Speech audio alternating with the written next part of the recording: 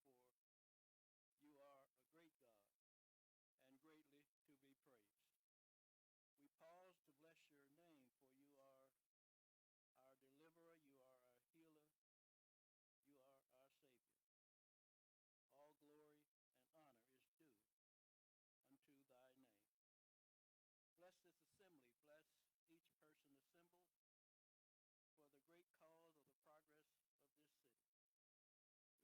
We pray for unity, we pray for mutual agreement on plans and objectives that point to a better Gary. Bless us that we will keep hope alive as we recall and remember your promise that you will never leave nor forsake us. We pray, O God, that the minds of the leaders of this city will be elevated in wisdom and understanding and new challenges that arrive at the doorstep. O God, we ask your blessings upon the sick, upon the bereaved, upon the homeless, and bless those of us who are positioned to be a blessing to those who are less fortunate. In the mighty and gracious name of our Lord and Savior Jesus the Christ, we pray. Amen. Councilwoman Brown. Present. Councilman Brown. Here.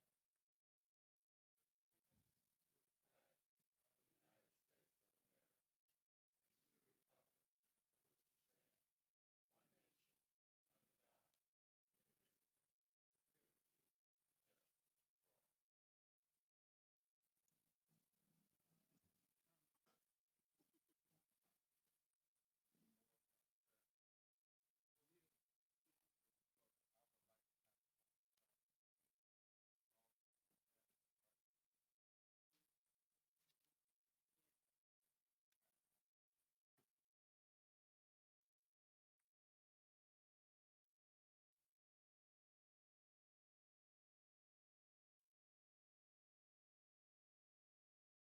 Councilwoman Brown. Yes. Councilman Brown. Yes. Councilwoman Caldwell. Yes. Councilman Smith. Councilwoman Sparks Wade. Yes. Councilwoman Wyatt. Yes. And President Bowie. Mr. President, vote is 7-0. CPO 2019-67, an ordinance appropriating 2020 budget for the operating expenses of grants, donations, special revenue fund for the city of Gary for the fiscal year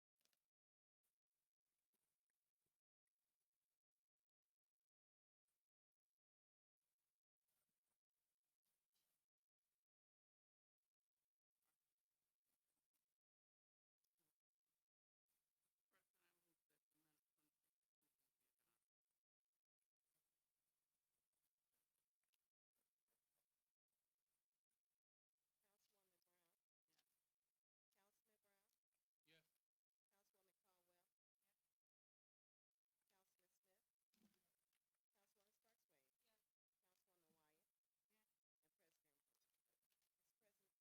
Mayor Karen Freeman Wilson, City of Gary, Angela Hayes, City Controller. CPO 2019-68, an ordinance authorizing the City of Gary, Lake County, Indiana, to make temporary loans to meet current running expenses for the use of the general fund and park and recreation fund and anticipation of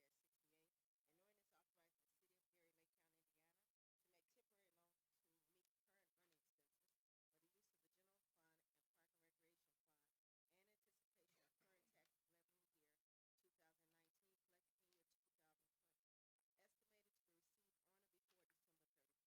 2020. Estimated to be received on or before December 31st, 2020. Authorizing the issuance of tax anticipation warrants to evidence such loans and the sale of such warrants to the Hammond Local Public Improvement Bond Bank, and appropriating and pledging the taxes to be received in such funds to the punctual payment of such warrants, including the interest thereon. Sponsored by Mayor Karen Freeman Wilson, City of Gary, Angela Hayes, City Controller. CPO 2019-69, an ordinance approving subsidies of various city accounts and mayoral donations for calendar year 2019. Sponsored by Mayor Karen Freeman Wilson, City of Gary, Angela Hayes, City Controller.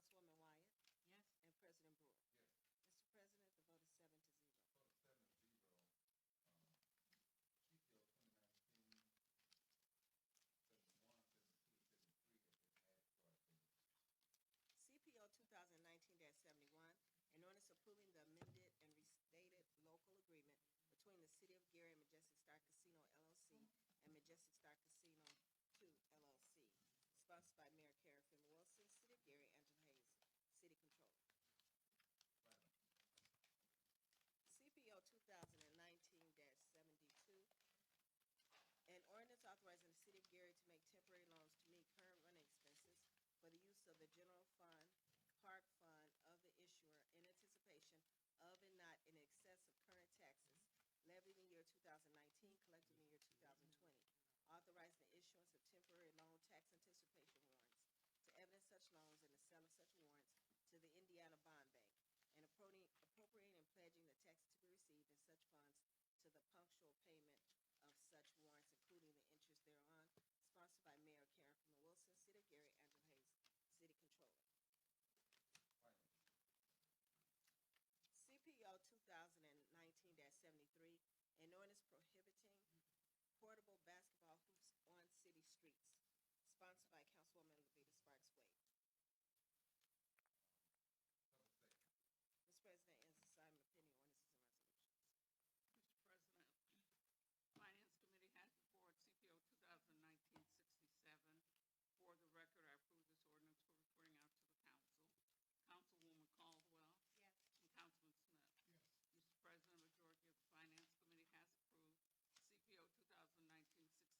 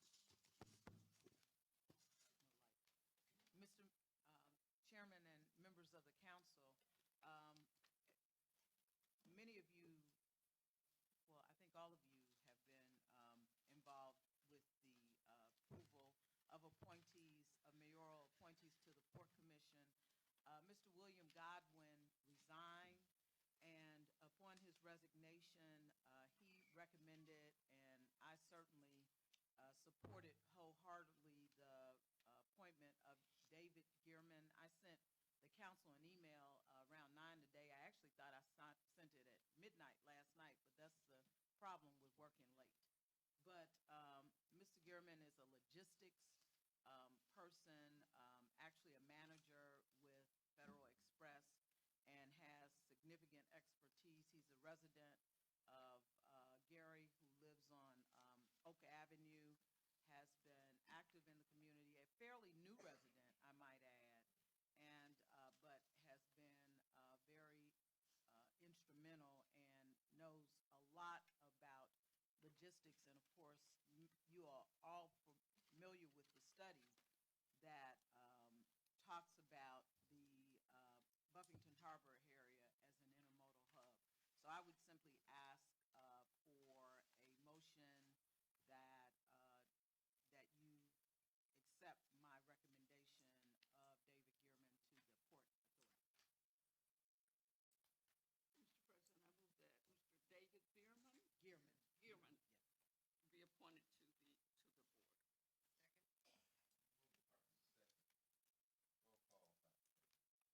Councilwoman Brown, Yes. Councilman Brown, Yes. Councilwoman Caldwell, Yes. Councilman Smith, Yes. Councilwoman Sparks Wade, Yes. Councilwoman Wyatt, Yes. and President Bowie. Yes. Mr. President, vote is 7-0. Vote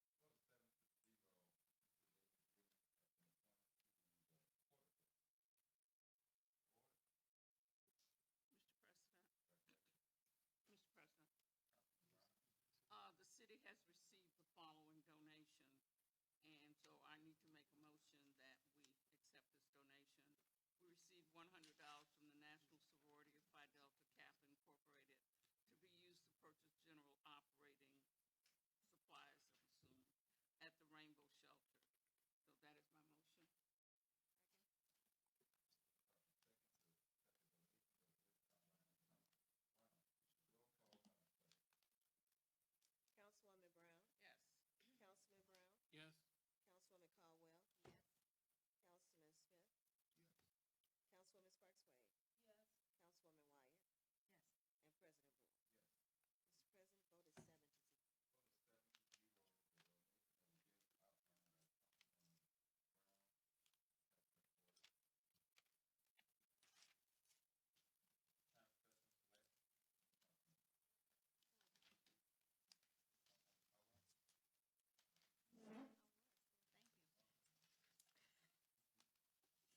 Time for president select. Thank you. Boards and commissions has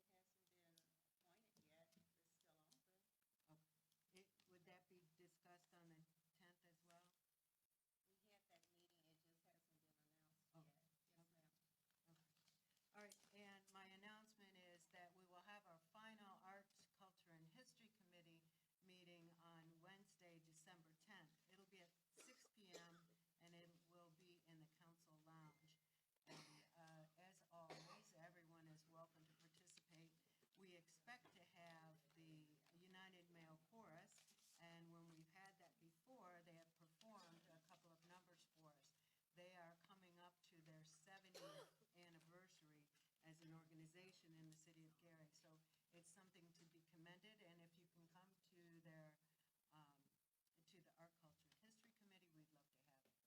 Thank you. Excuse me, you said Wednesday, December 10th. 11th, I'm sorry, It's okay. December 11th. It is a Wednesday, but it is December 11th. Mr. Chair, I'd like to give a portion of my time to Mr. Sidney Savage.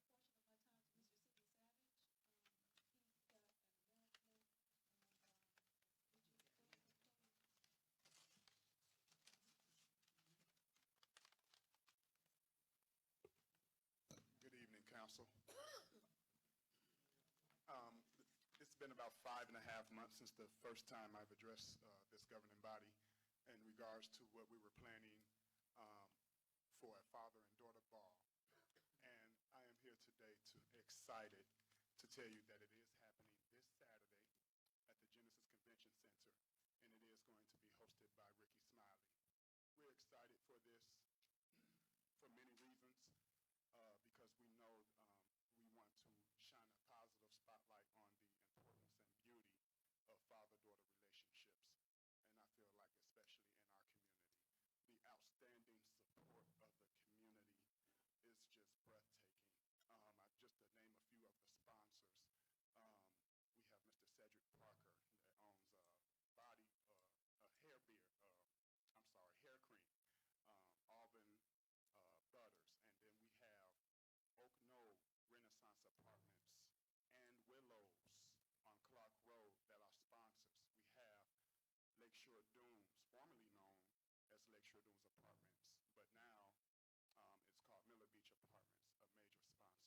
And we just got picked up by Xfinity Comcast as a sponsor as well for this amazing event. The outpour of support, love, it's just overwhelming. And the Genesis Center has been, Ms. Deborah Duck has been awesome with helping me to navigate the correct contacts. Attorney Renzer Williams, thank you so much for your sponsorship. These young ladies, the Gary Community School Corporation is our partners in this event. Mrs. Chelsea Winnington is just an awesome woman. And they have our back there organizing what we call our Adopt a Daughter for daughters without fathers or father figures. So they're identifying positive male role models to escort these young ladies to the ball. We've partnered with the school city of Hammond. I actually did a promo video with the superintendent where they're partnering with us. And I delivered yesterday 10,000 flyers with a special discount code that's going to be sent home to every student of that school organization. I'm just elated. We have Apostle Benny Maybon, Faith Tabernacle Deliverance Center, sponsor of this event. And we have New Friendship, Missionary Baptist Church, New Friendship Anointed Voices that's going to be opening us up in this ball with a gospel segment. And I'm just elated. And with that sponsor and with that support, we're able to have this awesome event. But we're not quite just there yet. And I come to you with a plea. We need a little bit more support financially to get over the threshold. So my plea to you is please, if you can, help us to get across that threshold. I'm willing to accept, we can talk it out if you need your logo anywhere or if you need a promo done or anything like that, we're willing to do it. But I just thank you. It's been 5.5 months, June 18th of this year, that I first addressed this council with this vision. And it is truly fulfilling itself. And that's all I have. Thank you so much.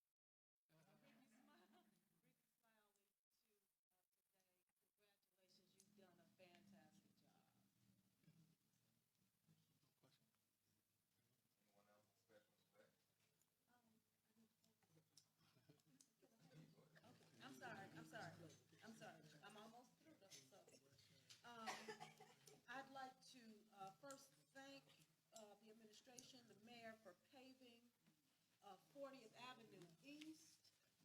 That's the street by the post office, in front of the post office. Thank you, thank you, thank you, thank you. In the 40 years that I've lived in Glen Park, that's the first time that this street has ever been paved. As well as 43rd Avenue East.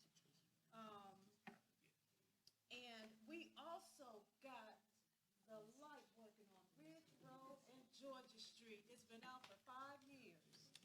So thank you, thank you, thank you, thank you. I did have an opportunity to speak with one of the representatives of the railroad in regards to the closures in the 6th District. And of course, he said it would be an impossible task, nearly impossible. And I said, well, you know, I serve a God who can do the impossible. When men say that it's impossible, my God can do the impossible. So it's going to be a fight, but we're in it to win it.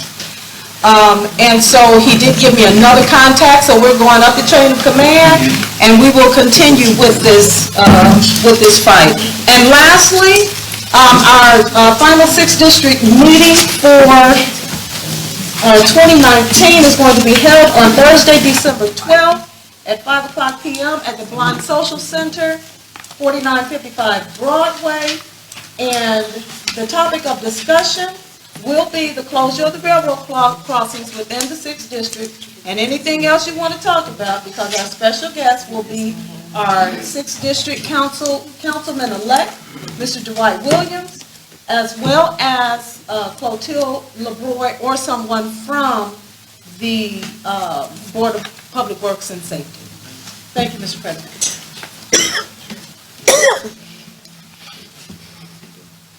This Thursday will be our final cleanup meeting for the year. We will start that in March of next year. But this will be our final meeting, and I'm asking all that can come out this Thursday, 5:30 to 6:30. We only need 1 hour.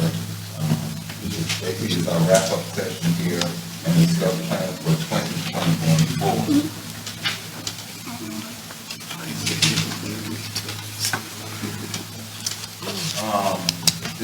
For the past 2 weeks, and I have brought it to the American Chamber, I wanted to take it public because I've been getting several calls from people about the operation that's taking place at the Amazon on 15th Avenue. I think it's a good operation. I'm happy to see the traffic there, but sometimes it causes problems for other businesses at the same time. On Long Texas Street, there's so much traffic there where they're heating the traffic that's going for other businesses trying to get in and out. So they're taking up both sides of the street. And it's causing the safety risk where accidents are almost getting ready to happen or it's going to happen there, where people are taking packages, where they're forgetting something, and they're running back and forth across the traffic there. So different businesses have been calling me. I know the union from U.S. Steel have been definitely reaching out to me very strongly in opposing how the traffic is situated along Texas Street there. So I'm asking that our traffic department can get back and get some type of resolution taken care of very soon.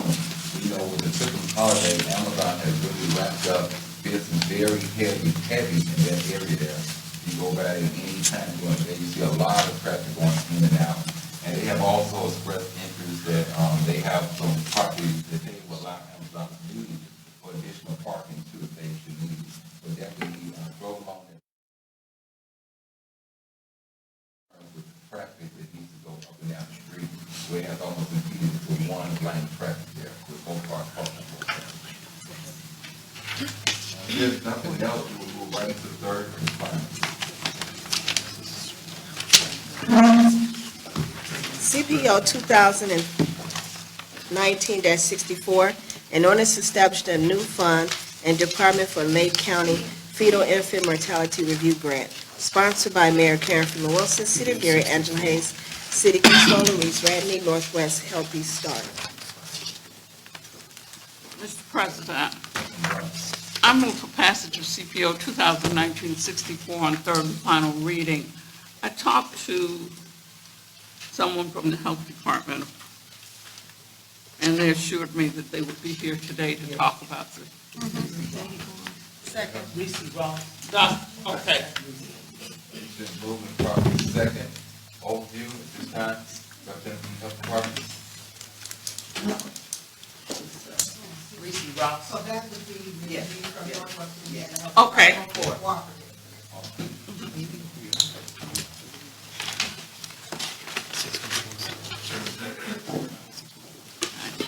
Okay. So you want me to talk about? Give us an overview. Oh, okay. All right. Well, good evening, council. Northwest Indiana Health Department Cooperative has received funds from the state of Indiana, State Department of Health, to conduct what is called the Fetal Infant Mortality Review. The acronym is FEMR. This is a review process that will ultimately help with the reduction of infant mortality. The review process is conducted in 2 tiers. There is what's called a case review team that is comprised of clinical people like physicians and nurses, as well as some public health professionals that would review on an individual case the records of infants that have passed. Okay. We would look at hospital records as well as their physician records. We would seek to also talk to the mom that lost that infant to get a feel for what her experience was. That review process, and as I said, they are taken on an individual basis, that review process then is moved to what is called a community action team. That community action team is made up of community people, those that are public health providers, representatives from various organizations that would take that information and look at maybe what were the barriers, what kind of system changes that we could make to improve outcomes for both women and babies. So it is something like public health surveillance that we do as we look at these individual cases. Now, the unique thing about it is that it is de-identified. It's not about trying to assign blame. It's just looking at contributing factors and where we could improve for systems to improve outcomes for women and children. Any questions, Councilman? Mr. President, Councilman White? last time we were told that there would be one employee paid on the payroll and then one from independent contractor, but still out of this grant. Yes, Is that correct? yes. And there would be 2 independent contractors, one to look at the clinical review, doing the abstracting of charts, and one that would actually talk to the mothers, doing the maternal interview. On the professional services line, unless I'm looking at the wrong one, it just says $9,812. It doesn't seem like enough. She may have combined both of those. Yeah. And it sounds like that's what that is, it's a combination between the 2. So, Okay. but it would be split between 2 people. Okay, thank you. Any other councilman? Thank you. Thank you. Tonight is set aside public portion. Anyone like to speak for or against CPO 2019-64? You have 3 minutes to speak on this ordinance. Seeing none, public portion now closed. Roll call, Madam Clerk. Councilwoman Brown? Yes. Councilman Brown? Yes. Councilwoman Caldwell? Yes. Councilman Smith? Yes. Councilwoman Sparks Wayne? Yes. Councilwoman Wyatt? Yes. And President Brewer. Yes. Mr. President, vote is 7-0. With a vote of 7-0, CPO 2019-64 has passed on third and final, so ordered. CPO 2019-65, an ordinance establishing a community benefits agreement sponsored by Rebecca Wyatt, Councilwoman, 1st District. Oh, Mr. President, I move that CPO 2019-65 be referred back to the committee. Second? Can we amend it before we? That wasn't mine, was it? It's up to you. Okay. Mayor Mayor, can you do the amendment because what she wants to talk about is the amendment for the committee. So she has, can you do the amendment now and then still send it back to the committee? I'm fine. Okay. Motion to amend by substitution.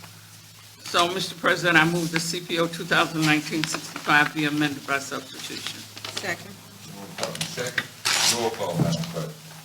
Councilwoman Brown? Yes. Councilman Brown? Yes. Councilwoman Caldwell? Yes. Councilman Smith? Yes. Councilwoman Sparks Wade? Yes. Councilwoman Wyatt? Yes. And President Brewer. Yes. Mr. President, vote is 7-0. Vote of 7-0, CPO 2019-65 has been amended. Need a motion to send it back to the committee. Mr. President, I move that CPO 2019-65 be moved back to committee. Second. Moved properly second. Roll call, Madam Clerk. Councilwoman Brown? Yes. Councilman Brown? Yes. Councilwoman Caldwell? Yes. Councilman Smith? Yes. Councilwoman Sparks Wade? Yes. Councilwoman Wyatt? Yes. And President Brewer. Yes. Mr. President, the vote is 7-0. Vote of 7-0, CPO 2019-65 is moving back to the finance committee.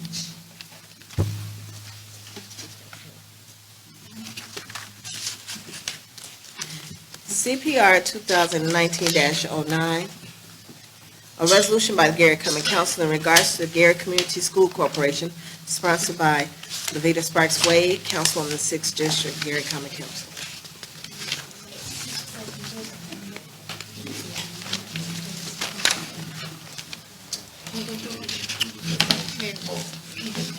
Mr. President, I move to amend by substitution CPR 2019-09. Second. Moved properly second. Roll call, Madam Clerk. Councilwoman Brown? Yes. Councilman Brown? Yes. Councilwoman Caldwell? Yes. Councilman Smith? Yes. Councilwoman Sparks Wade? Yes. Councilwoman Wyatt? Yes. And President Brewer. Yes. Mr. President, vote is 7-0. Vote of 7-0, CPO 2019-65 CPR 2019-09 has been amended.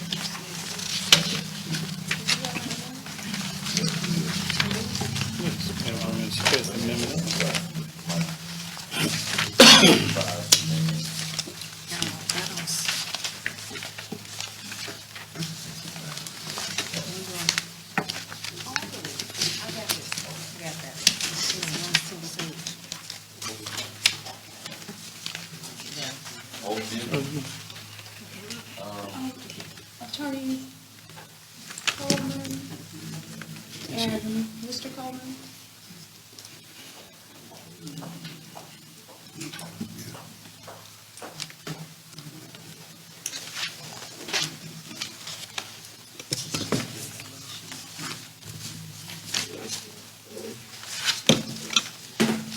Good afternoon, everyone. And thank you so much, Councilwoman Sparks Wade and the council for bringing this before you. I'm here with my husband, Robert Coleman, who's the president of the Westside Leadership Academy, PTSA. And so basically, the resolution is asking for three things for the Gary Community School Corporation, for the state of Indiana to forgive the debt, to return the school district to local control, and to fix Westside Leadership Academy. And Ms. Sparks Wade and I, we're parents. And so as parents, there comes a point where you have to fight for your children. And then in Gary, we have to realize the historical policies of the state that we live in that have led to many of our economic conditions. One, we're in a state where U.S. Steel went from paying $66 million to $13 million. The reality is that Gary did have a segregated school system.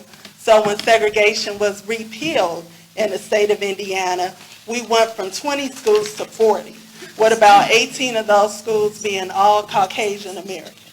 And then at that time, you had a school district of about 42,000 students. But now we're at about 5,000. So the reality is that our community has went through changes, but our children still deserve the best. And at Westside, you have great students, but you got to have resources. Any parent knows that children will take all of the time and money that you have. And still, as a parent, you will wish that you had more time to pour into your child. So this council today gets to take a stand. So when we go to Indianapolis, we can let them know you forgave charter schools over $91 million of debt. Why wouldn't you do that for the Gary Community School Corporation? Why wouldn't you do that? And then on top of that, as African Americans, we, as Americans, period, we should be concerned anytime a government tells us that we need oversight or an overseer. Because there's a reason in a democracy that we elect our leaders. And so now that you have this push in our country where you find minority communities that may have economic problems, that may need additional resources to get their children counseling, that does not mean that you expect the government to eliminate all the people you can elect and then put their person in charge. That is the most un-American concept, and we shouldn't allow it here. So when we ask for local control back, it's important that with history, that our leaders make a record of where we stand. And the state of Indiana, with their billions of in surplus, we have to send a message that our children deserve it. Instead of paying $13 million here to for-profit corporations while they get rich, and then the debt increases, and the test scores go down, there's something wrong with that. So eventually, hopefully, we will demand the change that our children need. Because if we don't ask for it, who's going to give it to them? And if you can see a community have a crisis with opioids, and you get the counseling and the needles and the resources, and then we see crisis in our community, and there's no outcry to say, hey, that money has to go to the children. We got to give them proper facilities. We got to make sure they have wraparound services. That's what we expect as Americans in an American school system. So this resolution that we're asking the council to pass is to take a stand. Let the state of Indiana know that we expect justice. We expect debt to be forgiven. If you could forgive it for others, you forgive it for us. We expect Westside to be fixed. As parents, we know they have the money. They have a swim team. Give the children a swimming pool. We got the next Michael Phelps there. Why do we have to beg for this? But the reality is we do. And also restore local control. As American citizens, we want to elect the people who represent us. And also for those children coming up behind us, we want them to know that they have the right to run for office. They have the right to serve. And we do not expect our government to conquer American cities and take over. So thank you so much.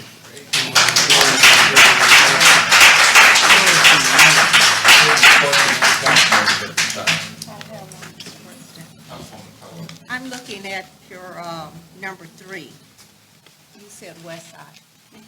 We have other Gary community schools that are not 100%. I work at one of them every day, and I think that we should include all the schools, not just West Side. I understand the problems that West Side has, but the other schools have problems also. So, And that's a good point by the council. And one thing I would encourage too, this resolution started with the West Side PTSA because I'm the field service representative of the Indiana State PTA. And so basically as a parent, I'm going to different schools saying, parents, what do you want for your children? Because if you don't ask for it, who's going to ask for it? This is what West Side did. And I agree too that you look at the bigger picture, and that's also important with the city plan. And this gets into history with Gary City Plan, where you work with your government that as a city plan, if this is what we're looking at with our school districts, the schools that need to be taken down, the facilities that need to be fixed, you all do have a voice, even though it's a separate unit of government. So that would be your option to make it broader and request a study. But the resolution we're putting before you today is specifically for West Side, because now you're down to one high school that at least they could fix that one. But the debt is for all the schools in Gary, right? Well, the debt goes over the cumulative, and one of the issues is when the state started with a financial specialist, it looks like the number was at about 75 million. Now it's like at over 90. So this help, you're getting your debt increasing. So now you have a government unit in deficit spending, but we know our whole country is in debt. But for a school system, how do you create new money?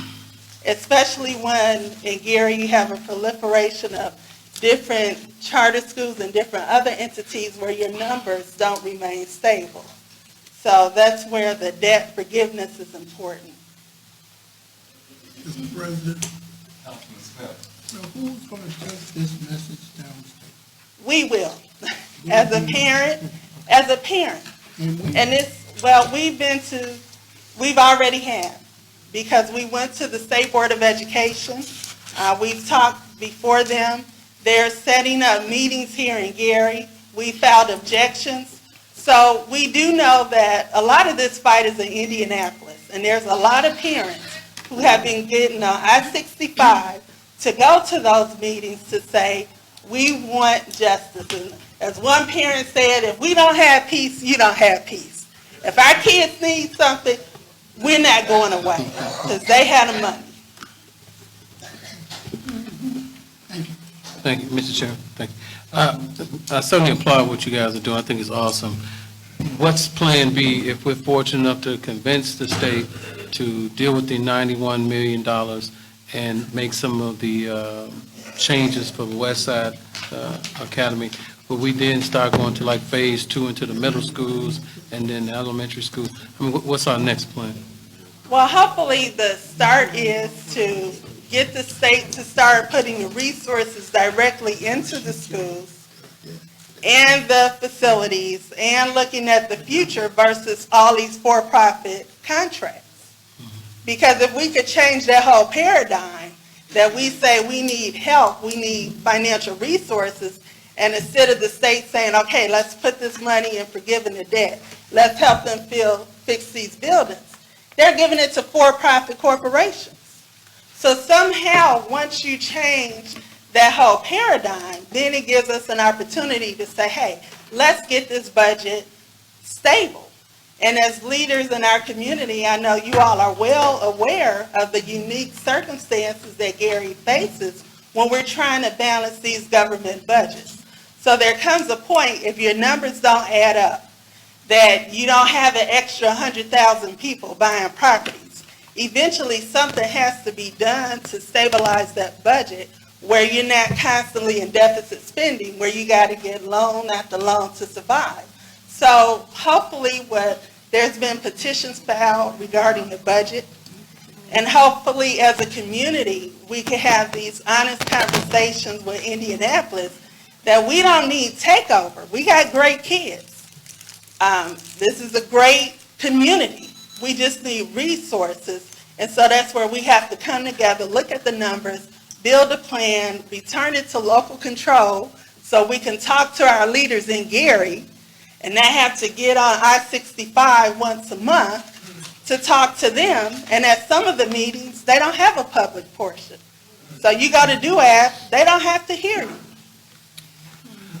My next question is, if you're, and I hope you're successful, the issue of referendums, do you think that may come up? Because, you know, some of the other school districts throughout Lake County have passed referendums, and it has, and in the process, as you do, they've built schools, they financed, you know, where would you possibly be as far as trying to get a referendum passed here in our city after we've requested all this financial? Because, again, I support what you're doing, but I also feel like, you know, there's going to be a part where we're going to have to do something as well. Right, and that's a conversation that hopefully we get local control, that we can talk to our leaders about it.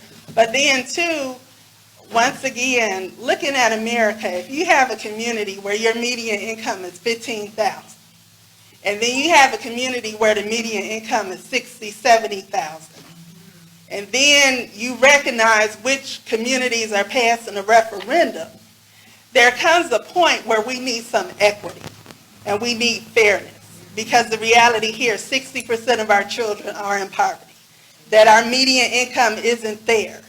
Our average price of a home isn't comparing. And a lot of times in our Constitution, we look at disparate impact. That discrimination can take the form of, okay, we don't have it. We love our children. We just, sometimes people don't have it. So do you get penalized for it? Or do we get equity where they could look at the unique circumstances in Gary and say, hey, let us help this community. Let us stabilize this budget. Let us help them help these American children and this American school system that just happens to have a harsh economic reality that has been years in the making. It didn't happen over one term, but now we have to fix it. And then hopefully we fix it now, then future generations, they're not worried about getting a loan or trying to cover this NIPSCO bill, but they have stability and they have numbers that are sustainable. Thank you. Thank you, Thank Ms. you. Sherry. Let me go around, anyone else that hasn't spoke yet, or go around to Councilwoman Wade, And I would like to thank both Attorney Coleman and Mr. Coleman for the work that they have done on this particular resolution. And we did have a group from Roosevelt to actually approach us at the last meeting. And, you know, we would like to be able to include Roosevelt as well, but that would take a little bit more involvement. They are having a meeting next Monday downstate. I'm sorry. December December 16th at 5:00 p.m. at Indiana University Northwest to address Roosevelt. Because part of us, the urgency for us to go to Indianapolis is to tell them, you need to come here. These are local issues where our local citizens need to be heard. So, December 16th at 5 p.m., everybody please save that date. It should be at Indiana University Northwest to let your voice be heard. And so the charter schools have not done a better job at educating our children. And neither has MGT or Edison Learning. They're getting worse grades than our school system, our public school system with local control prior to the takeover. And I believe, we haven't talked about it here tonight, but the formula for divvying up money, you touched on it in regards to the gap in median income. But effectively, instead of Brown versus Board of Education and eliminating, what's the word? Segregation. Now, this is a class issue. This is a class issue. And our children should not have to suffer because they are not in the right class. Education cannot wait. That's the one thing that levels the playing field. Education levels the playing field. And they should have an opportunity to get the same education as do those whose median income is much higher than those in the city of Gary. So again, thank you for leading the charge on this, and I do hope that my colleagues support this amended resolution on tonight. Councilman Smith. Thank you, sir. Okay, I'm just listening, and first of all, I agree with what you're saying 100%. But have you and your group reached out and armed the representatives here give them an agenda to take downstate. Yeah. And normally, they just go and do what they want to do. And we don't have necessarily lobbyists, and that's where other groups get us. They hire lobbyists to stay in Indianapolis, Lobbyists but are we are, and that's what we're doing as parents. And that's what I really want to commend the community, even with this petition that we filed to object to the budget. That's 300 citizens that signed that petition. So people are outraged and they're concerned, and they want to help their children. But then we have this political state that, as we know, is mostly Republican, that we have to make our voices be heard to let them know. Even Republicans believe in less government, but now we're in a city where you're telling us you want to take over and pay for profit. So it doesn't even line up with their philosophy. So that's where we as parents, we're asking them come here, have the hearings, and that's where we're asking people when they do have these hearings here in Gary, please come out to let them know. Please let them know we care about our children. We care. Mr. President, I would like to make a motion to amend this resolution once again. It's no way that the 9 of us can pass a resolution just for West Side, as I said, when we have all the other schools in the city. So you can keep in here what you want done to West Side, but I need something done in Bethune, where I'm at every day, and Beveridge, and all the other schools. So, yeah. I have to tend to agree with you. I think it needs to go back to committee because this is not an agenda that I would say I want to go down.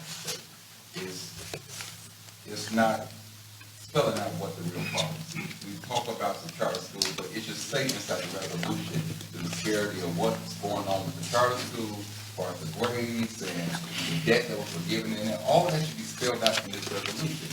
When we talk about agenda going down state, we should know what's going on with the Roosevelt alumni, the Word alumni. Everyone should be on the same page on the agenda for the school corporation. Now, I will say, I remember when we had the city patrol and appointees and things of that nature of our school system. And I remember going inside the Roosevelt when they said it was no heat and Gary was in control. And they said, well, the heat is working. And I go downstairs and I look at the boiler system, the boiler's pouring out the boiler. Now, I'm in construction. I know a boiler has to have so much pressure to make sure that it gets the right temperature and to be able to heat properly. But consultants will tell me that it's okay, it's working. The kids can come back into school. Gary control. I sat and watched the last week. In dead winter, we put a brand new boiler in there. We knew we was going to close for last week. We put a brand new boiler in that school, and it's in there right now. And the scrappers ain't got it. City control. If you take Emerson, we put a $2 to $3 million roof on that building and closed that school the following year. I'm not saying something is wrong with city control, but there was a reason why we got to the point where we're at now. When we talk about getting city control, show me a plan how you're going to manage it. Then I can support it. But what I have seen, that we have had failed systems from when I was in school. I watched our school get closed and work. I watched other schools, different amenities that we have inside school, just go without concern. Now we say give it back to us, and give it back to us, and what? I understand it sounds good, but let's really think about what we're asking for. And I really think, I'm not saying we kill it, but I'm saying we should go back to the table and let's really sit down and let's have a real good discussion. And let's include everybody inside it. Because I understand what Councilwoman is saying. You do have other schools that's involved in this. Other schools have concerns and issues. But we shouldn't go down with an issue, go down state and lobby for one school when we have elementary schools that's in trouble. We have middle schools that's in trouble and the high school. Yes, there is some good points in there, but there's some more that needs to be added. I'm glad that you brought up them issues. Let me go back to my colleague and come back. Mr. Chair, I would like to make it clear that I think they've done a great job with what they've done so far. And there has to be a starting point. I do understand. I do understand about the issues with the other schools throughout the city. I fully understand. I'm aware of it as a citizen. I'm aware of the high schools, the middle schools, elementary schools. But there has to be a blueprint, and I believe this is the blueprint for us to get started. And I think that if that was the issue, we should have explained it to them when they came to us before, because then they could have, made whatever adjustment. But I think at this point, I certainly want to support it the way it is. Give us an opportunity to take it downstate, talk with our legislators, talk with whatever lobbyists that we can get, and find out what we can get from the start, because we have to start somewhere. If we try to do the entire city at one time, it could be overwhelming to the state, and they may as well need to see what we're capable of doing, and if we do try to do too much, we may not be successful. So let's start right here, Mr. Chairman. I'm glad that you brought up those issues, that you stated that you know the conditions that everything been in. Why haven't the council people did something about it? And I'm tired of you all passing the buck. That's what you're doing now. This is just phase one. Okay, we care about all the schools. This is phase one. I think outside the box. Fix West Side, then from 15th Avenue and Ivanhoe on back, you can build a high-tech school there. We are so far behind here in this area. And if you all have seen the conditions of these school systems and everything, why haven't y'all did something? Why haven't you spoke up, Brewer? And like when you stated, these other schools, see, I always get cut off. Well, and I want to thank, if I may, sir. We're done. Mr. President. Public portion? No, Mr. President, I didn't get, I'm sorry, Councilwoman White. I did not get an opportunity. I did not get an opportunity to say that I am in support of the resolution as written. I concur with Councilman Brown and Councilwoman Sparks Wade. We need to do something. We can't wait until we can fix the whole thing. This is before us. They have worked very hard on it. I believe that we should go ahead and pass this, and then we continue to work from there. And don't delay anymore. We need to act now. Every day, these kids are getting older in schools and in conditions that they are not able to learn adequately. So we need to act now, and I support it, and I support it as written, and I would oppose amending it at this point. I would not oppose another resolution next meeting for another school, but I believe that we need to support this resolution right now, tonight. Thank you. Any public portion because this is a resolution, so I'm sorry about that. Councilman Smith, your last. Yes, sir. Mr. President, in order to find a happy medium in this resolution, okay, I agree with everything that's been said here. I do. I agree with all. But to find a happy medium here, it should be amended to say this is phase one, and that there's more to come, or something to that effect. But that way, you're happy with it, because you know it's going to be expanded later. And this is just step one to start. Right? Mr. Chair, Makes sense? This is just phase one. and Mr. Chair, I can certainly agree with that. Because once we get started, we want all of the schools to be in top condition. That is our goal. All the debt. You just want to We rework want, it. all, and guys, we also want them to raise these other buildings that we're finding bodies in. That children are using abandoned buildings to hang out in and do drugs in and make it very, very unsafe. Leave bodies. So there are some other things that we want to add as we go along. We really do want to do that. But I would agree to amend it to reflect the, what Councilman Smith just indicated. Yeah, it's just a start. Well, let me just say, and I'll finish with this. I have went to these schools first myself. I brought this back to the council. I I have even brought investors to the school corporation and when I spoke to them about people possibly want to turn buildings over. And one particular one that sticks out is the Wallace High School. We had, well, the casinos going right now, matter of fact. We had the Rock Church there that made up a significant offer there. But we said our school was worth more money and we wanted the biggest offer to come and we waited. So we lost the Rock Church. We lost investment here. We lost them as, spiritual partners inside the city. They moved outside the city. So we And there lost was a them. tax So, bill too. when you say that you haven't done anything, you haven't, I have walked those school halls. I have walked, seen kids out there protesting and when you seen what's going on. But I would just say, I'm not trying to kill it, but what I'm saying is, I think we should have taken it back to committee and had more of a discussion. Because you're gonna send a resolution and you're talking about going down state and petitioning the legislature.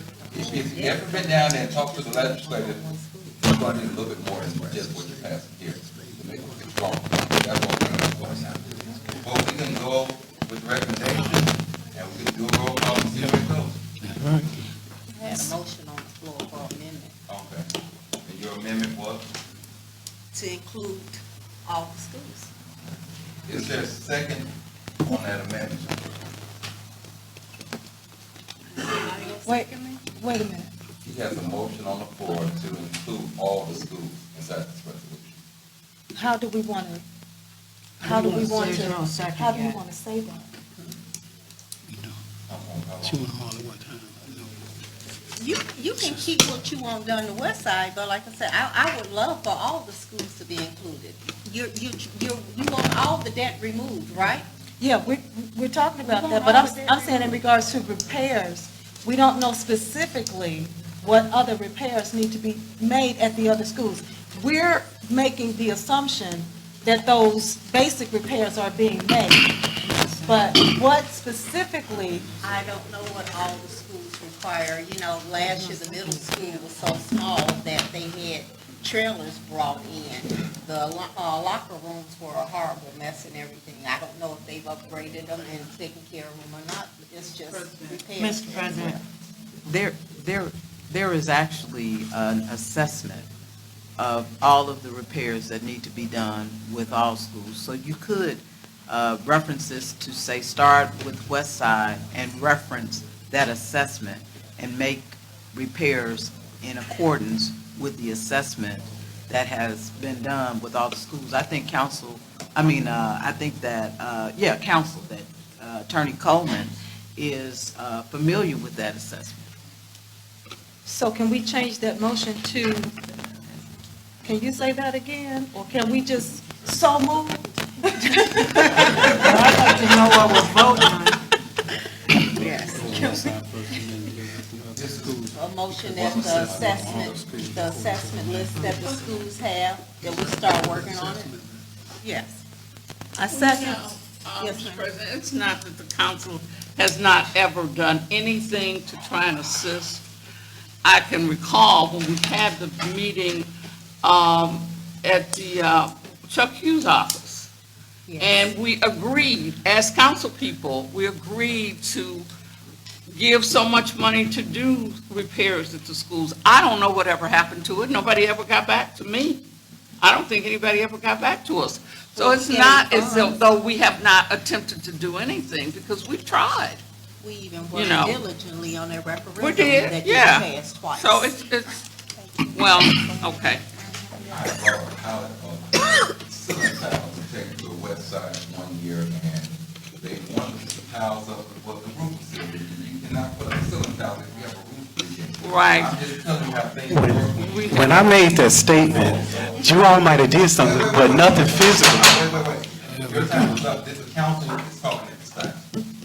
Thank you, yeah. So what I'm saying is, I think we should really take this back to committee, because you don't want a copy of this tape going down state, and we're talking about we want control, and we can't even come up to how we gonna put this resolution together.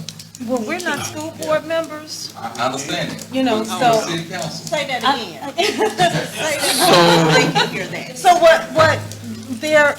the motion that Councilwoman Barnes Caldwell made, she adjusted it just a little bit. I second that motion. What's that motion? The assessment, The assessment? Yes. of the repairs for the schools. Can I speak now, Mr. Chair? So, one thing I want to make perfectly clear, it's about the children, not who did what, when, what, and why. I think we need to get focused on how we move forward. We're not here to go back and forth with each other about anything but one thing, the future of the education for our children. And until we focus on that, we can't help them. The mayor made a very good point about there's an assessment for the entire school district. Am I right, Mayor? Right. And based on that, and based on the information that's been presented tonight, the suggestion was that we take that information, since the mayor says it's available, and start with Westside and move forward. Am I right, Mayor? Am I making sense? That's what I'm Okay. suggesting. And so that seems to me the right way to approach it, because that way everyone gets something. But again, we have to have a starting place. Thank you. There's a motion on the floor to add assessments, to amend, to add assessment. Roll call for the amendment at this time. Councilwoman Brown, Yes. Councilman Brown, Yes? Councilwoman Caldwell, Yes. Councilman Smith, Yes. Councilwoman Sparks Wade. Yes. Councilwoman Wyatt, No. President Brewer. No. Mr. President, vote is 5 yes, 2 noes. 5 yes, 2 no, amendment for CPO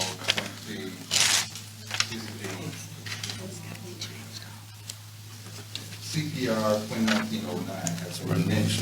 Roll call on CPR 2019-09. Councilwoman Brown, Yes. Councilman Brown, Yes? Councilwoman Caldwell, Yes. Councilman Smith, Yes. Councilwoman Sparks Wade, Yes. Councilwoman Wyatt, Yes. and President Brewer. No. Mr. President, vote is 6 yes, 1 no. With a vote of 6 yes, 1 no, CPR 2019-09 has passed 1/3 and final. Thank you. Have a good night.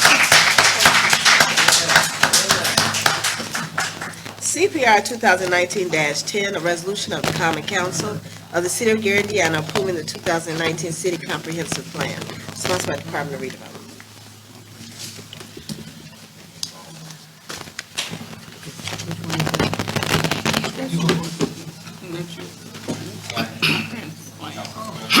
Okay, I'm sorry. I move for passage of CPR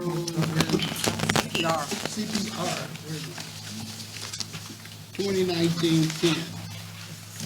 Second. 135. Been moved properly second, vote due at this time.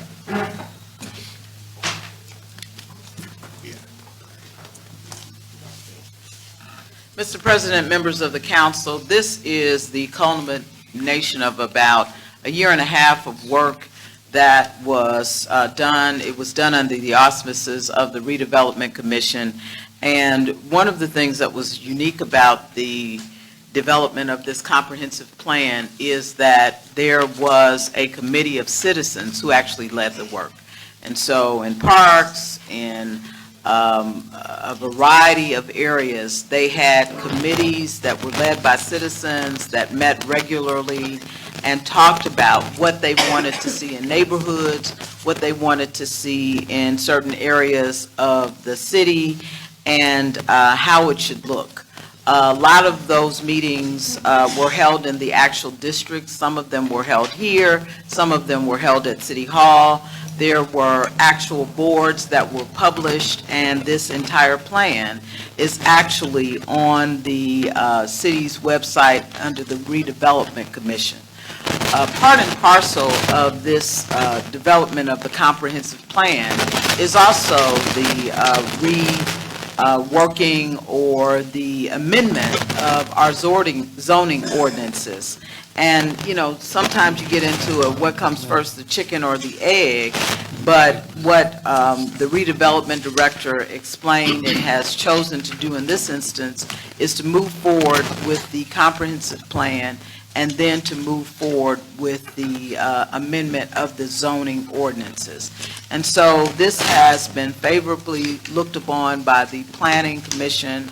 We would ask that you, in fact, pass this resolution so that we can ultimately move forward, or that the next administration, quite frankly, can move forward to the implementation of the comprehensive plan. I will tell you that Mayor-elect Prince has received a full briefing on this comprehensive plan. In fact, he received it from, I believe, Mr. Van Dyke, and there may have been also some follow-up by Mr. Bittner, but this is reflective of a ground-up approach because, or grassroots is probably the better term, a grassroots approach to comprehensive planning. And I think that if you look at the product and what we have come up with, that it is a good product that can be built upon for years to come. Any questions? Mr. Chair, I'd like to make a comment. I recall the comprehensive plan, I should say, and I recall how we went to different parts of the community throughout the city. There were opportunities for citizens to sit, come up with various ideas, and I was impressed with the fact that we learned a lot of things about the city and the makeup of it and the various communities and how things have changed over the years. So we are all here, and how Gary goes based on how we all perceive it right here in this room. And I totally would support the comprehensive plan because I've seen the work that's been done in it, and I certainly would like to see more people get involved as we move forward with this comprehensive plan. So I just want to commend the mayor as well as your staff, and was that Mr. Van Dyke, is that his name? Mr. Bittner now, Bittner, but it Mr. was Van Dyke at was the time, integral yeah. in this. That's what we worked with when I came on, so I think they did a great job. I just want to thank you. Okay, Mayor? All right, thank you. All right. Any other council member? Mr. President, Councilwoman, is there, I know that when we were in committee, we had Mr. Bittner, and he said there is no more industrial land that's added under this comprehensive plan. I just want to make sure that, verify that that is accurate. And I also wanted to see if there was anything in here with regard to schools or school buildings or anything, because I didn't see anything, but from our last conversation on the resolution for the schools, I think it would be important for us to have something in here about which schools we think need to be out and which, you know, if we propose a brand-new school, that kind of thing. I don't know that we are in a position to do that. But I would ask Mr. Bittner to come forward and address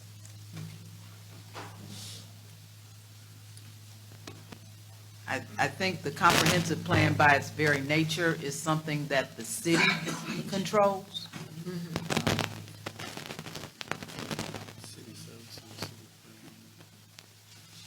Council members, Adrian Turner, Executive Director, Redevelopment for the City of Gary.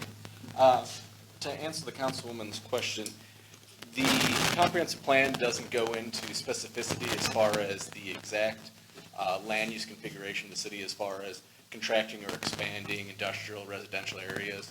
It only is a kind of guide as far as what would be acceptable in certain areas. I think the point that you're referencing is a specific neighborhood that we were looking at during the committee meeting that didn't see an expansion of industrial versus other uses.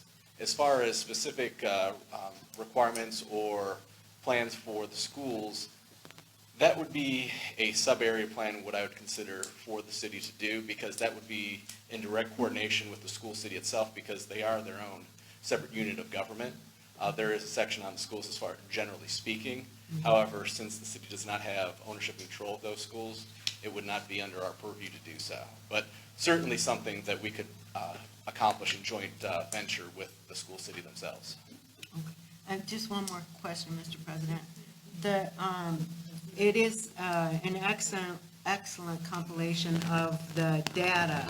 I've gone through this, and it, pulls together all of the information. There is only like 1.5 pages for historic preservation, and that, and it just states that those are, those areas are designated as, whether they're on the state registry or the federal registry or no registry at all. I just want to, is there anything in here that says that we intend, as a city, we intend to preserve those areas? Well, that's generally handled under the original ordinance that was passed by the city, creating those districts themselves, and they go into far more specificity. That the comprehensive plan really is a culmination, a collection of other plans. This is not a end-all, be-all. This is the kind of repository for all of that information and a guide pointing to others. I mean, you'll also see in the appendices the references to other plans that have been created previously, the Livable Broadways Plan, the East Lakefront Plan, for example. So this is really a reference point for those other more specific areas of the plan, and certainly there's opportunity for that. But in this, part of the plan, it's going to be a reference to those specific ordinances themselves. So actually, the recommendation are on the maps. That's what we should be looking Right. at for And- the conclusion. Sure, and there's also resources available through the state of Indiana, and there's the Lake County Interim Report, which goes into more detail as far as the cultural and historically significant resources within the city. So there are other resources that go into far more detail than this plan itself, Okay, thank you. especially for the historic preservation. Excellent, thank you. Any other council members? Thank you. Thank you. Roll call, Madam Clerk. I'm sorry, on the resolution, there is no public portion. Only time the public speaks on resolution is that committee. Yes. And we had a meeting here on the last Tuesday. Roll call, Madam Clerk. Councilwoman Brown, Yes. Councilman Brown, Yes. Councilwoman Caldwell, Yes. Councilman Smith, Yes. Councilwoman Sparks Wade. Yes. Councilwoman Wyatt, Yes. and President Brewer. Yes. Mr. President, the vote is 7-0. Vote is 7-0. CPR 2019-10 has been adopted and so ordered. CPR 2019-11, resolution of the Common Council of the City of Gary authorizing acceptance of grant funds, sponsored by Mayor Karen Freeman Wilson, City of Gary. Mr. President, I move to withdraw CPR 2019-11. Second. It's moved and properly second to withdraw CPR 2019-11. Roll call. Councilwoman Brown, Yes. Councilman Brown, Yes. Councilwoman Caldwell, Yes. Councilwoman Caldwell, Yes. Councilman Smith, Yes. Councilwoman Sparks Wade, Yes. Councilwoman Wyatt, Yes. and President Brewer. Yes. Mr. President, vote is 7-0. Vote is 7-0. 2019-11 has been withdrawn. So ordered. Mr. President, it is pending ordinances and resolutions on third and final reading. Council will send ordinance and resolution on second reading. CPO 2019-67, ordinance appropriating 2020 budgets for the operating expenses of grants, donations, special revenue funds for the City of Gary for the fiscal year beginning January the 1st, 2020, ending December 31st, 2020. Sponsored by Mayor Karen Freeman Wilson, City of Gary, Angela Hayes, City Controller. Madam Clerk, can we do them all at once? Can we do one vote? Thank you. CPO 2019-68, an ordinance authorizing the City of Gary, Lake County, Indiana, to make temporary loans to meet current running expenses for the use of the general fund, park and recreation fund, and anticipation of current taxes levied in the year 2019, collectively year 2020, estimated to be received on or before December 31st, 2020, authorizing the issuance of tax anticipation warrants to evidence such loans and the sale of such warrants to the Hammond Local Public Improvement Bond Bank, and appropriating pledging the taxes to be received in such funds to the punctual payment of such warrants, including the interest thereon. Sponsored by Mayor Karen Freeman Wilson, City of Gary, Angela Hayes, City Controller. CPO 2019-69, an ordinance approving subsidies of various city accounts and mayoral donations for calendar year 2019. Sponsored by Mayor Karen Freeman Wilson, City of Gary, Angela Hayes, City Controller. CPO 2019-71, an ordinance approving the amended and restated local agreement between the City of Gary and Majestic Star Casino LLC and the Majestic Star Casino 2 LLC. Sponsored by Mayor Karen Freeman Wilson, City of Gary, Angela Hayes, City Control. CPO 2019-72, an ordinance authorizing the City of Gary, Indiana to make temporary loans to meet current running expenses for the use of the general fund and park fund of the issuer in anticipation of and not in excess of current taxes levied in the year 2019, collectively in the year 2020.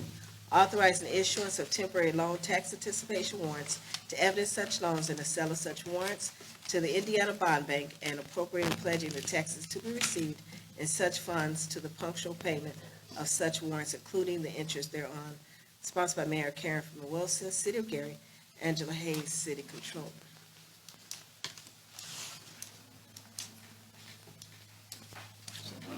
I'm sorry. Mr. President, I move for passage of CPO 2019-67, 1968, 1969, 1971, 1972 on second reading. Finance Committee meeting on Tuesday, December 10th at 5:30 PM, and a public hearing on January 7th. Second. Moving properly second, roll call, Madam Clerk. Councilwoman Brown? Yes. Councilman Brown? Yes. Councilwoman Caldwell? Yes. Councilman Smith? Yes. Councilwoman Sparks Wade? Yes. Councilwoman Wyatt? Yes. And President Brewer. Yes. Mr. President, the vote is 7-0. With a vote of 7-0, CPO 2019-67, 68, 69, 71, 72 is moving to the Finance Committee December 10th at 5:30 PM and a public hearing December 17th at 6 PM. CPO 2019-73, an ordinance prohibiting portable basketball hoops on city streets, sponsored by Councilwoman Veta Sparks Wade, Councilwoman of the 6th District. Mr. Chairman, Councilman Brown. the Public Safety Committee would like to pass this ordinance for a meeting for Tuesday, December the 10th at 5 o'clock PM, and a public hearing for Tuesday, December 17th at 6 o'clock PM. Second. Moving properly second. Roll call, Madam Clerk. Councilwoman Brown? Yes. Councilman Brown? Yes. Councilwoman Caldwell? Yes. Councilman Smith? Yes. Councilwoman Sparks Wade? Yes. Councilwoman Wyatt? Yes. And President Brewer. Yes. Mr. President, the vote is 7-0. Vote of 7-0, CP 2019-73. CPR. Is it CPO? CPO. CPO? You don't see a CPO. 2019-73 is moving to the Public Safety Committee December 10th at 5 PM and a public hearing December 17th at 6 PM. Mr. President, it's pending ordinance and resolutions on second reading. Now we have a mayor's report.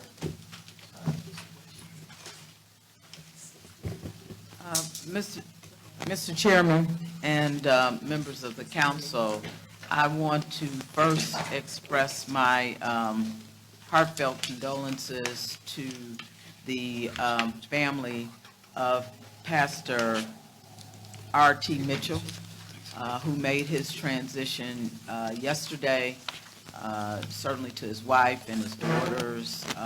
We are sorry about his passing, and I will announce at this time, because they, I believe the arrangements have been finalized, that he will be funeralized on Wednesday at 11 at the Genesis Center. There will be visitation on Tuesday at New Revelation Missionary Baptist Church.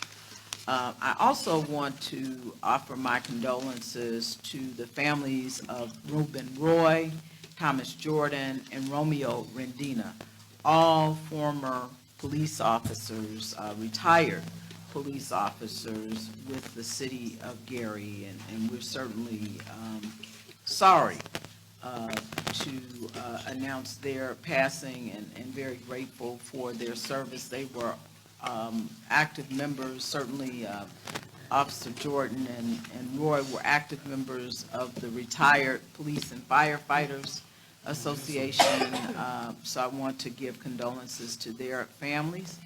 I want to also offer condolences to our own city health inspector, James Shelby, in the passing of his daughter, Paige Lampkin, last week. He also lost his mom in November and his brother in September, and so we are really offering condolences to that entire family, and then to the family of Burl Turner, who was funeralized since the last meeting because in his passing. I want to remind people that we are preparing for the census. It is critical that everyone in the city of Gary be counted. And I know there's some people who are kind of fluid in their movement between Gary and other communities, but we want to count you in Gary, because more often than not, you attend school in Gary, you have services that you receive in Gary. We had our census kickoff and Thanksgiving celebration on Monday, the 25th, at the Genesis Center. We served over 500 families during that time. I want to certainly commend Dr. Vanessa Allen, who is chairing the Complete Count Committee, and the members of the committee, Dr. Sharon Liggins, Arlene Colvin, who are the vice chairs, Penelope Love, who's the secretary, LaShawn Brooks, who's the city lead, and a number of community, business, clergy, resident, and other leaders. And the slogan this year is, I count, you count, and it's because you count, be counted. So we want everyone to begin to get acclimated. They're not going to use the information against you. We know that that is always a concern, so that is not something that we want residents to be worried about. We want you to worry, and this is the first census that is being done largely online. So we want to make sure that the folks who don't have computers of their own can access the census through the library and other sources. There will be computers that will be set up in other places publicly as well. Last Saturday, there was, November 30th was Small Business Saturday across the nation, and residents did in fact enjoy holiday shopping along the Broadway, Grant Street, and Lake Street corridors.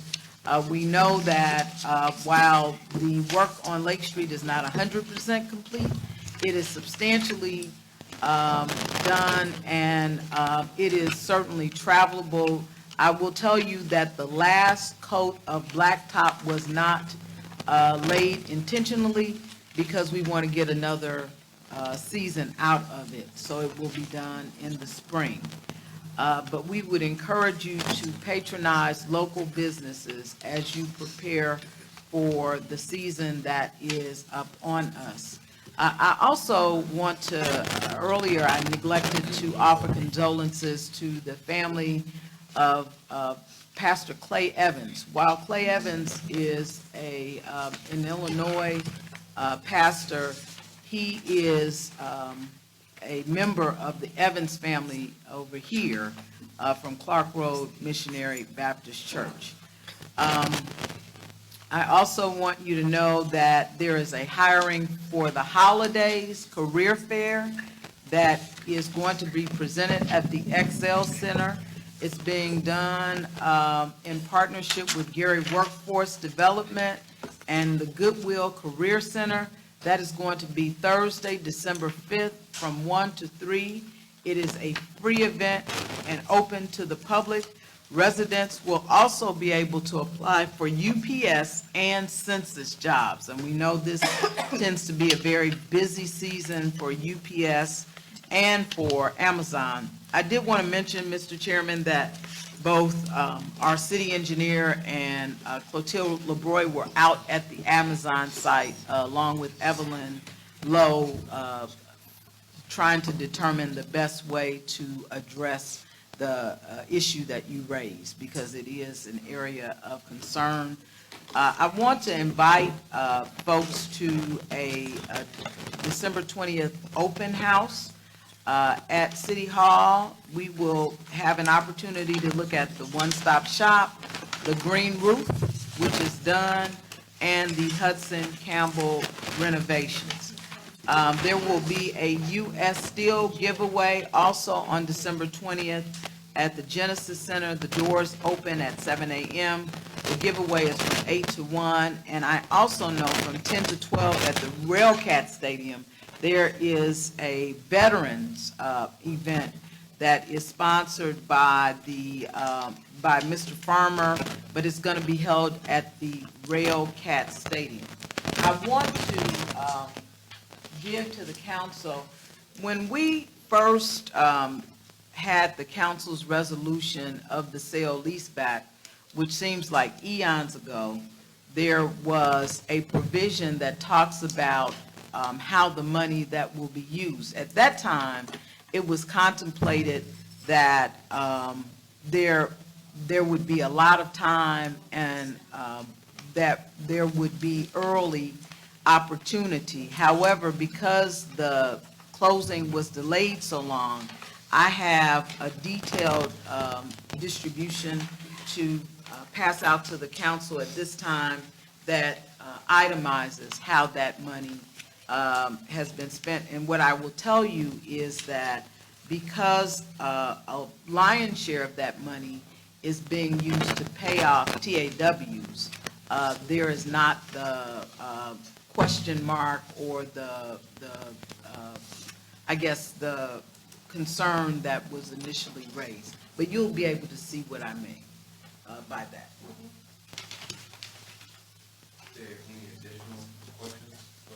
I've got a couple more things. I just want to pass this out, Mr. Jean. So take one and pass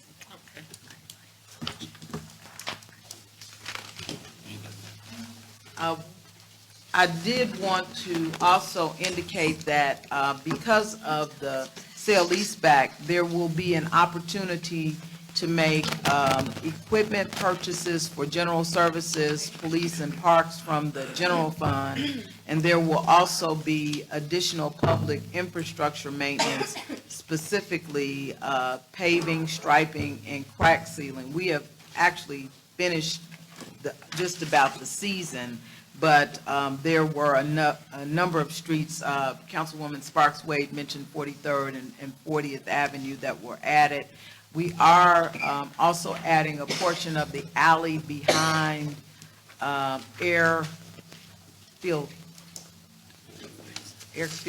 the business on Adams Street, because that is a part of Plan B. Plan A is, of course, to move the crossing. That has been the discussion, but we also want to provide Plan B in the interim while we're communicating with the railroad. And so I do want to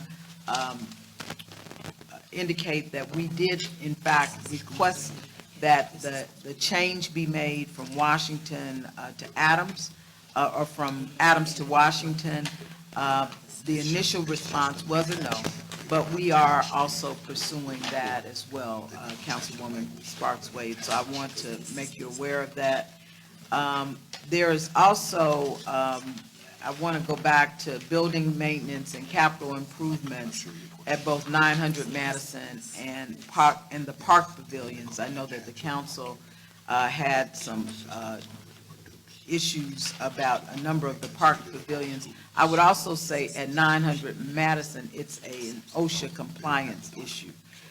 There also is investment in community planning, programming rather, specifically the YWCA, the Urban League, the West Side Theater Guild, the Gary Historical Cultural Society, and the Roosevelt High School Athletic Department, specifically the girls, because I believe that was brought before the council last meeting.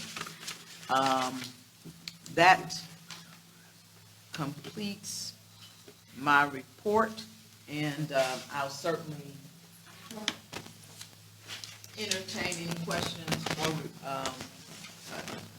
issues that the council would like to last but not least, yesterday, Councilwoman Barnes Caldwell had a meeting on code enforcement. And both she was there, the judge was there, Ms. Williams was there, and Mr. Franklin was there. There were no other representatives from the city.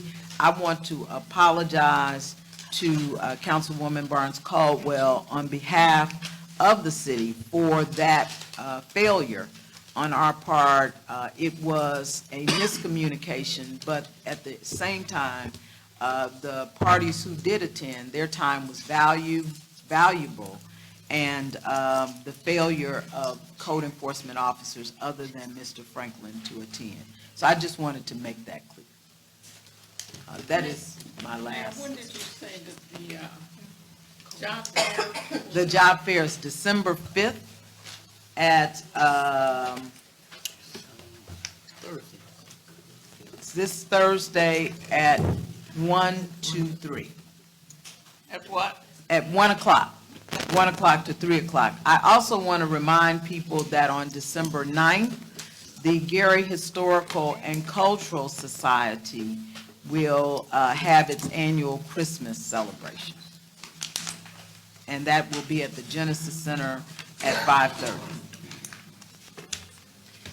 Madam Mayor, Yes. are we still having the open house for Howell Park? Yes, December 16th. Okay. Yes. At what time? It's at 4 p.m. It's, well, it would be shortly after the meeting.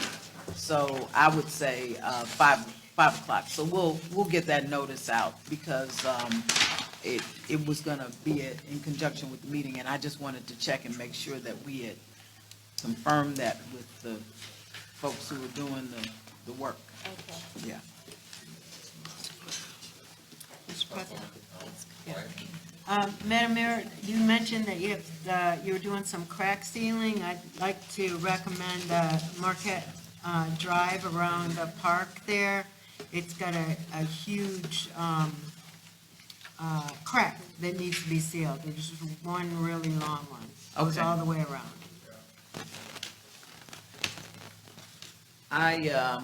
Let me talk with Nate and Clotilde about that. I know that Nate is here, and I believe Clotilde is here as well.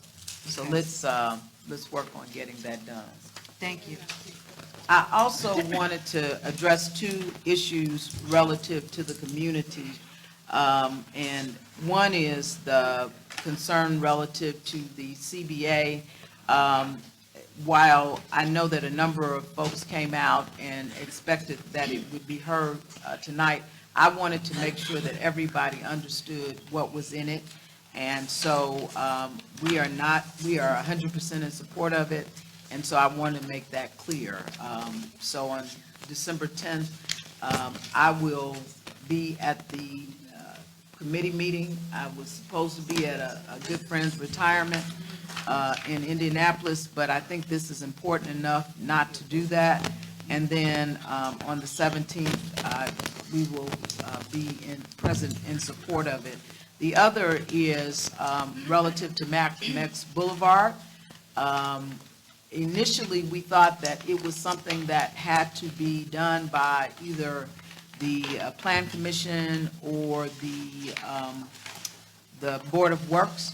It turns out that that is within the power of the executive, and so we are in the process of drafting the executive order so that we can, in fact, file that and, if necessarily, bring that before the Board of Works. So I wanted to raise that issue. Any other questions for the mayor? Tried to answer every question. So at this time, we have a few speakers who are speaking tonight for our public portion. I'm going to have Vice President Hugh call them. And Michaela Mr. President, Spainberg. I'm going to apologize in advance. I've got a family matter to attend to. Spainberg. Okay.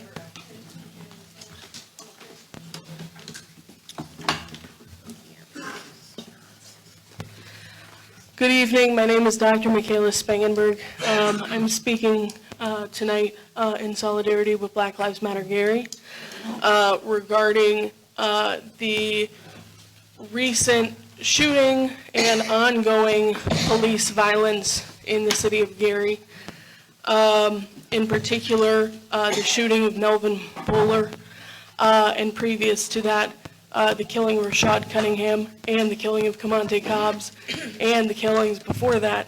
And the ongoing need for there to be a civilian review board that gives this city real transparency and real accountability in terms of oversight of the police, which is not currently given by the current system. In addition, currently, the community needs immediately insight into and an update immediately into the names of the police that were involved in the shooting. Mr. Bowler's current condition, a full account of the incident, including any recordings, video, audio, and whether the protocols involving deaf and hearing disabled individuals were followed for that incident. Black Lives Matter Gary has, in conjunction with the community, has long fought for the need for a civilian review board in this community, a meaningful, true, independent civilian review board, and has been fighting alongside the community for that, and will continue to do so until that demand is met. And the need for a civilian review board is evidenced by the ongoing lack of any kind of justice around any of the killings or the shootings or the injuries, and the lack of information, the lack of justice, the lack of transparency that any people in the community have yet to receive.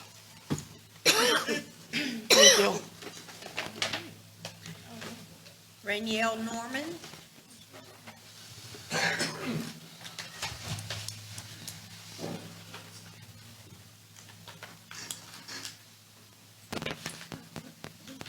Good evening to the City Council. My name is Ranielle Norman. I'm a resident of Gary's Glen Park for over 40 years. And I've noticed they closed 41st Avenue and Delaware Street, which is a through fare for me and a lot of other people. I use it on a regular basis. And during the winter months, 41st Avenue is the route out because the city plows the avenues before they do the streets. And if you can get to Broadway, you pretty much can make it out. And it's really critical for me and my wife both because we're both dialysis patients. I have to get out 3 days a week regardless. And 41st Avenue is a convenient route from my house and a lot of other people. It's a through fare. Delaware runs through two cities, Maryville all the way to 32nd Avenue in Gary. 41st Avenue runs through three cities, from Hobart, Gary, and to Dyer. So it's a through fare for a lot of people. And when the traffic is congested on 94, you find it backing up on Broadway and sometime on Georgia Street. But 41st Avenue is a very critical street for us, especially the people that live in it. It's probably used pretty much for the people that live in Hobart or even in Dyer or Sherrville or any other city because it's a through fare for both cities. So I would like to see them open it back up. I just don't see a reason for them closing 41st Avenue, along with Kentucky Street also. That kind of locked us in there. Thank you. Thank you. Doreen Carey.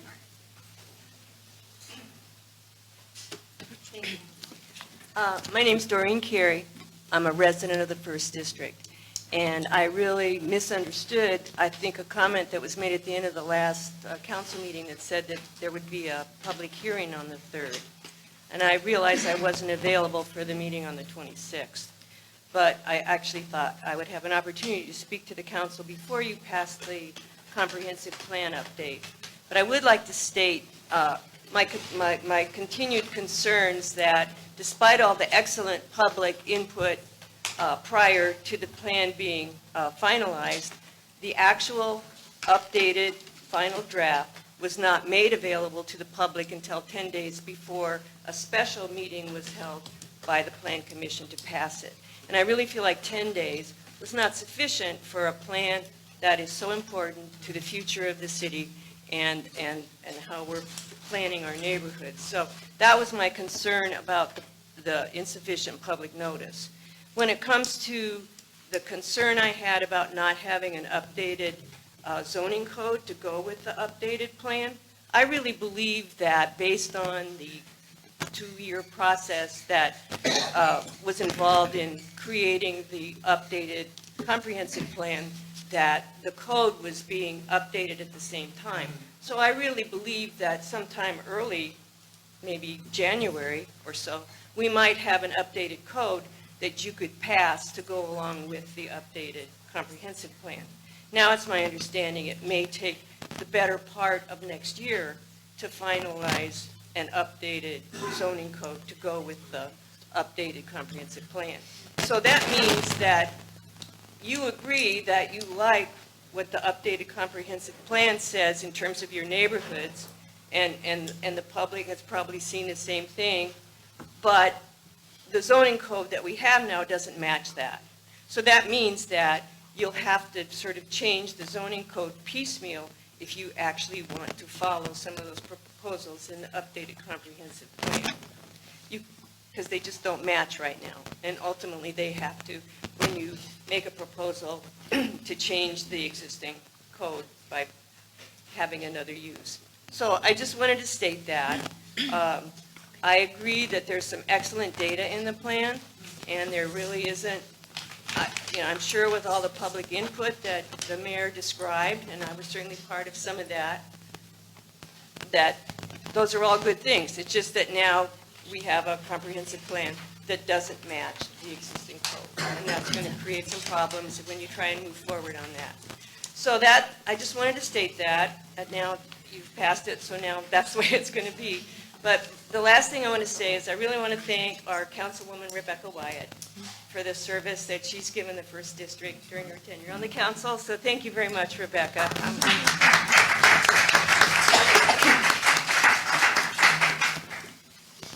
Robin Johnson. She left. Jim Nowacki.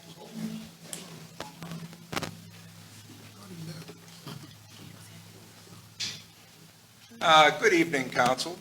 My name is Jim Nowacki. I live in the 2nd District, and I'm always very comfortable with the common, well-known. I don't necessarily need any surprises in my life. I don't need any big changes that are unexpected. That's one of the reasons I'm always very comfortable coming here to the Council. I can come to the Council every first and third Tuesday and be absolutely assured that there will be no surprises. There will be nothing unexpected. For instance, today, the Council took action on 2 important resolutions. One of the resolutions was regarding the schools and the proposed support for the work being taken in the form of the resolution. Also, another resolution regarding the acceptance of the city's master plan. And no surprises there, inasmuch as I had suggested at other meetings, nobody's going to read that plan, nobody's going to implement that plan. 5 of you will be gone next year, the mayor is going to be gone, the entire staff will be gone. Nobody's going to do anything with that plan. But the thing that really didn't surprise me one bit was when the mayor waxed endlessly about the input, about all the people that they contacted, about how carefully this plan had been constructed, how every detail was looked at, 600 pages of details. And one question from any member of the council, one question, Ms. Wyatt asked about the schools. And Mr. Bittner came to the mic and said, well, we didn't ask them about the schools. And I'm saying, you mean to tell me, well, you didn't ask me, I have a great interest in plans for the city, but I didn't attend any of those meetings. I didn't know about any of those meetings. And I'm not surprised by that. I don't expect to attend any of the meetings for this plan. But to imagine that the city makes a priority of our public schools, but that nobody from the redevelopment commission, none of the consultants even sat down and asked the schools. A crucial portion of planning for the city has to be planning for the schools. We can't just plan to go down to Indianapolis and ask for $125 million. And they may ask, well, what plans does the city have for the schools? I think Mr. President even suggested that the resolution presented regarding the schools was not complete, was not adequate, and needed to have more discussion. So, no surprise that while the mayor talks about how careful the plan was done, the most fundamental part of that plan would have been, what are we going to do with our school system in the city? And nobody had even thought to ask. But you guys passed it, without a question, one question. Thank you, Ms. Wyatt. Henry Key.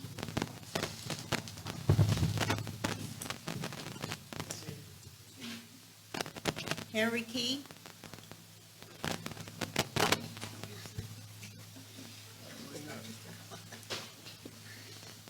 Next, we'll have David McKee. My name is Henry Key. I live on 41st Avenue since 1978. My complaint is about closing of the railroad track on 41st Avenue. But as Levita said, that's a hopeless case, so I really have nothing further to say other than the representative of the railroad, they represented that client very well. I just wish our city officials would represent us better. David McKee. Charles Cooper. Kerry Cooper. And Kiwana. Yeah, right there. Good afternoon. My name is David McKee. I also live on 41st Avenue in Glen Park for 40 years. And never seen so many potholes in my life when I lived in the South, coming down 41st Avenue for all those years. And finally, when they fixed it, they shed it off. And in front of my house, I had Council Barnes at my house this year. If I come out of my house going to church, I had to park my car on the other side of the street at Mr. Cooper's house, or either Mr. Key's house. It's so muddy in the front of my house that I can't get in my car. And if I'm out somewhere and if it rains and I come back home, I gotta figure out a way to walk into my house. That's how bad it is. And I never asked the city for anything, but I plead with them. I had surgery this afternoon, but it was that vital for me to make it here to this meeting, to ask for somebody to help me with the driveway in front of my house. And to open 41st back up.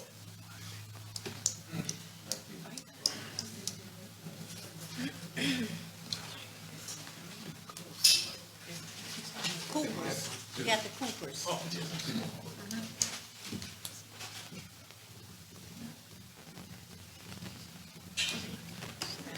Good evening, Council. My name is Charles Cooper, and I'm also, my wife and I have been affected by the railroad crossing being shut down. I can look out of my window. Let me deal with what could be a matter of life and death. I've watched police cars come for emergencies. I've watched ambulances come for services. And why should they have to be detoured to get to an emergency? I don't know who benefit from that crossing, but it's certainly not the citizens that in our neighborhood. And businesses are being affected by it as well. Like I said, it's a no-brainer. I've been trying to figure out why would they fix the street? And as far as I know, the street belonged to the city, not the railroad company. How would the railroad company feel if we blocked that track? So I'm not talking about just my own inconvenience. Why should I, if I'm going, sometimes they have accidents on 94. They detour the traffic on Ridge Road. Okay, I can go out, I used to be able to go out 41st to avoid the traffic jam. That's no longer an option for me. And I'm really disappointed in the track being allowed to be closed. Ms. Wade, I thank you for allowing us to have a voice. We should have had a voice before they barricaded the street. Thank you.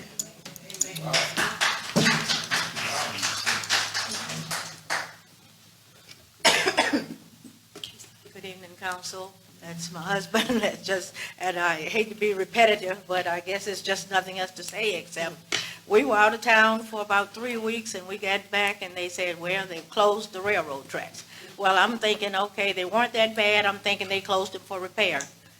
But they say, no, they permanently closed them.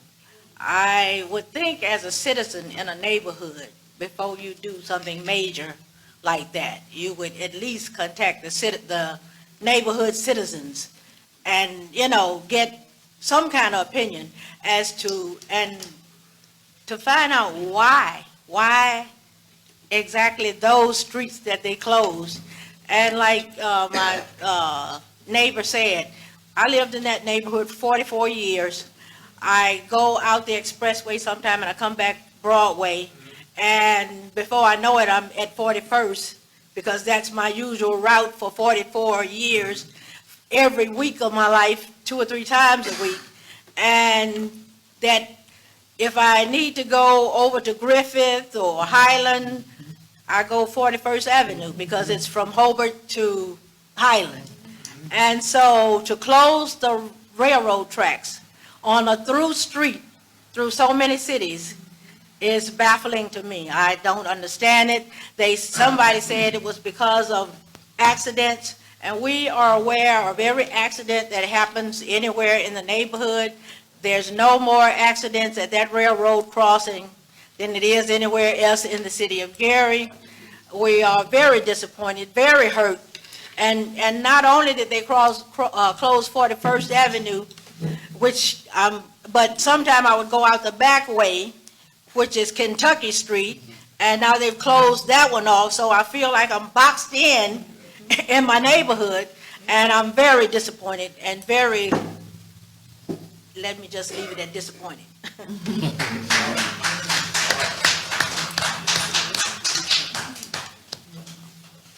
Good evening, Council. Kwabena Razuli.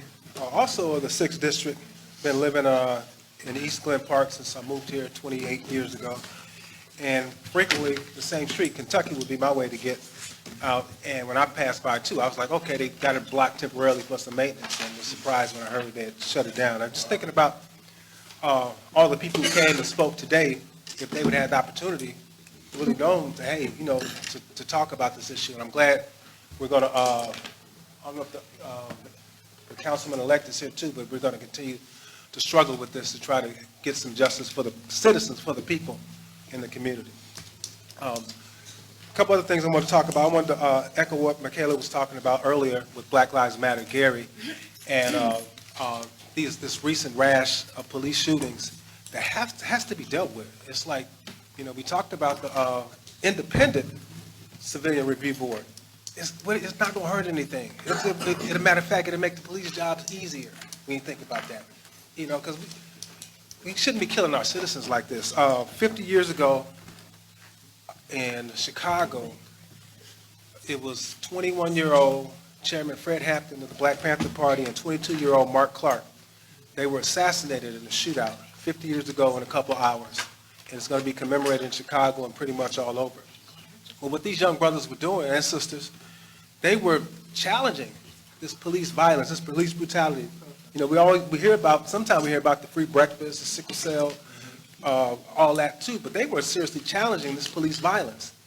And here we are 50 years later, and we're doing it to ourselves. So, no, we need to do something about that. We need to really do something about that. Those are our families. I just got back, we spoke about this at the last council meeting. The next day I went to Louisiana to be with my father on his 82nd birthday, and just got back today. And, you know, just thinking about the 82-year-old brother who had issues hearing, you know, and just to be shot like that. I haven't heard, is he okay? Is he still with us? And he's still with us, but where's the update? You know, we don't hear anything. So yeah, we got to do something about that. So those are a couple things I want to share real quick. This whole thing about the schools, when the sister was talking about the schools, she mentioned about the poverty rate of our children here. And we still live in a racist society, it's class and race. And it's tough for us to get jobs in the private sector. We get jobs, we get our careers in the public sector. And so when we close down more and more schools, those are less principals, less administrators, less teachers, less patrons. And that's the tax money that comes in our community to help keep our roads okay. You know, to keep things working in our community, keeps our parks okay. So all this connects. So we need to think about that when we think about, you know, closing even more of our schools. They should have never closed Lew Wallace. And there's probably a lot more. We should have never closed Lew Wallace. But probably was something else. But, you know, good meeting. And I'll holler at y'all later. Let me acknowledge that Councilman-elect Williams out in the 1st District, Posey Witherspoon of the 2nd District, and Dwight Williams of the 6th District, our Councilman-elect. Thank you all for being here tonight, and thank the public for being with us on tonight and indulging in decent conversation that we had in the legislature in the past. Everyone have a safe night while home. Entertain a motion for adjournment. So moved. Now adjourned. Where did you find that down here? That was